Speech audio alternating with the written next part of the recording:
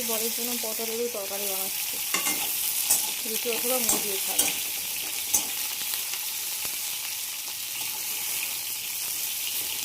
পটলগুলো আগে ভেজে নিয়ে না সবজির গন্ধটা কেটে যায়। যদি আমি একটা পানিতে করি সকালবেলা রান্নাটা, আমি একটু খেয়ে রান্নাও করতে হয়। আলু পেঁয়াজের একসাথে দিয়ে দিচ্ছি, একটা পানি করে দিলাম না, আলু পেঁয়াজের একসাথে দিয়ে দিচ্ছি।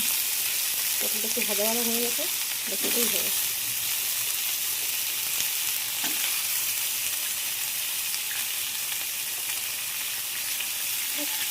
সবজি ভাজা ভাজা হয়ে গেছে, তাই লবণটা দিয়ে দেবো আমি একটু। যেহেতু মুড়ি দিয়ে খাবে না বা রুটি দিয়ে খাবে, তো তাই একটু লবণটা অল্প দিলাম।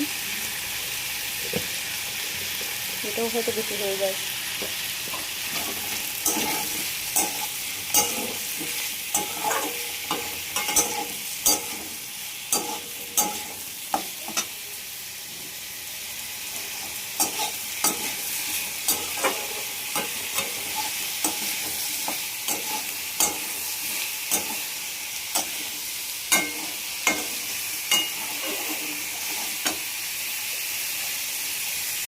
সবজি ভাজা হয়ে গেছে, জল দিয়ে দিয়েছি, একটু যেরকম করে ঢাকা দিয়ে দেবো।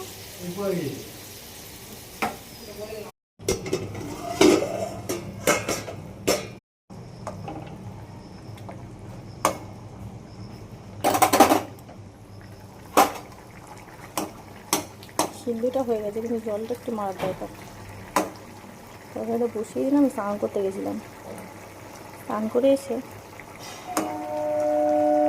সানক্রিম না দিয়ে না হাইড্রা জেলটা দিয়ে দিয়েছি মুখে। ওটা আমি রাতেই ইউজ করি।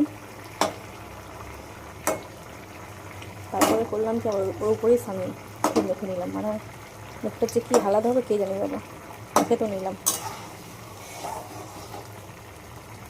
বাজে আলু সিদ্ধ হতে কত টাইম নিচ্ছে। ঢাকা দিয়ে দিলাম। এদিকে ছেলের ভাতও বসিয়ে দিয়েছি। হাইড্রা জেলের উপর সানস্ক্রিনটা মাখার পর না মনটা কেমন সুটকুট করছে।